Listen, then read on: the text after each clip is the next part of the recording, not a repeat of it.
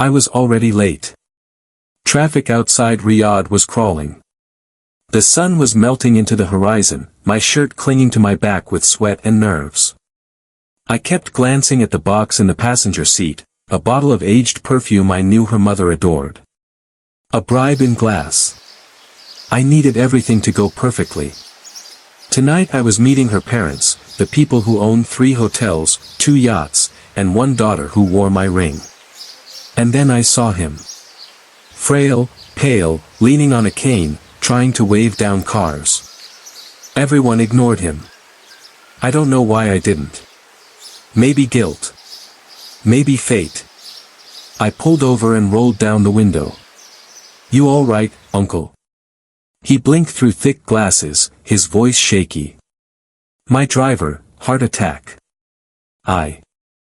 I need to get to the villa on Al Rashid Road. My daughter's waiting." I hesitated. It was 20 minutes in the wrong direction. But something in his eyes, desperation and dignity, made me decide. "Get in." He thanked me 4 times before we even reached the gate. Marble lions guarded the driveway. A fleet of Range Rovers sat polished like statues. The house loomed like a palace, pillars, fountains, spotlights. But the moment I stepped inside, I froze. Because standing at the top of the grand staircase in a flowing green dress and heels she told me she never wore was my wife. Beside her stood her real father. Not the humble teacher from Alkebar she told me was long dead. Not the story she spun about her mother dying in childbirth, raised by an aunt. No, this wasn't a lie. This was a performance. She saw me, stiffened, tried to smile. "Darling." I turned to the old man I'd helped. And that's when it hit me. I didn't just give a stranger a ride. I delivered her father to his own home. She never planned for me to know, never wanted me in this part of her life.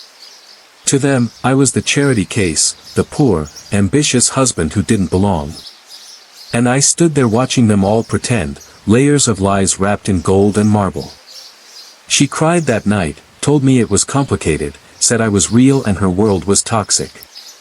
I asked one question, why hide this? She said, because you would have treated me differently if you knew how rich we were. And in that moment, I understood. She never loved me. Not for who I was. I was an experiment, a rebellion, something to make her feel alive. Until I wasn't needed anymore. Because 2 days later, I caught her at the villa's pool with Sammy, her family's business partner. Twice divorced. Armani loafers left by the lounge chair. Their laughter, his hand tracing her collarbone. She didn't see me, but I saw everything. I didn't scream, didn't confront. I smiled. That was the day I stopped loving her and started studying her. I moved back to my flat, told her I needed space.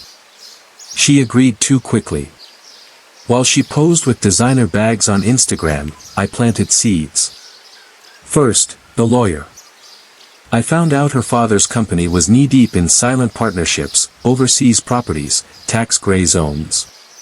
Then the financial forensics firm.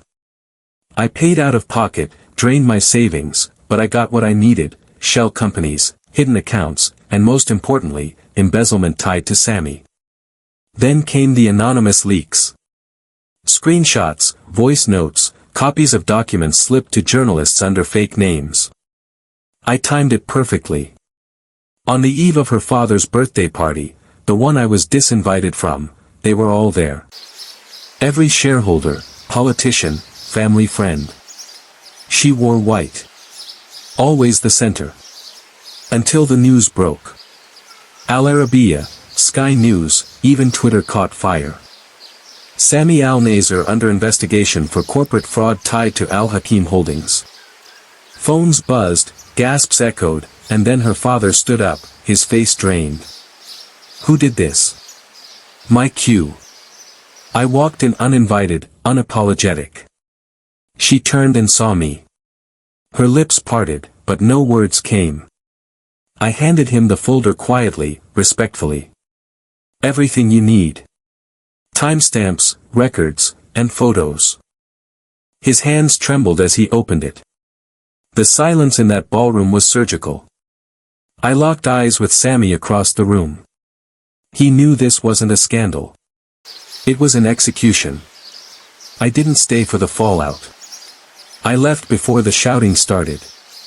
2 days later, her father stepped down as CEO. 3 board members were indicted. Sammy disappeared to Dubai. Warrants followed. And her. She showed up at my door. No makeup, no heels, no arrogance. Just a girl stripped of her empire. I didn't know it would cost me this, she whispered. I looked at her and said nothing. She asked if I could forgive her. I smiled and shut the door. That was a year ago. Now I work for the very firm that investigated her father. They offered me a job after I proved how well I understood people like them. Every morning I drink the same coffee, but it tastes richer. Because I didn't just get revenge. I made them feel what I felt, powerless, exposed, disposable. And the irony? It all started because I stopped to help an old man. Turns out fate doesn't waste moments. It just waits for the right driver.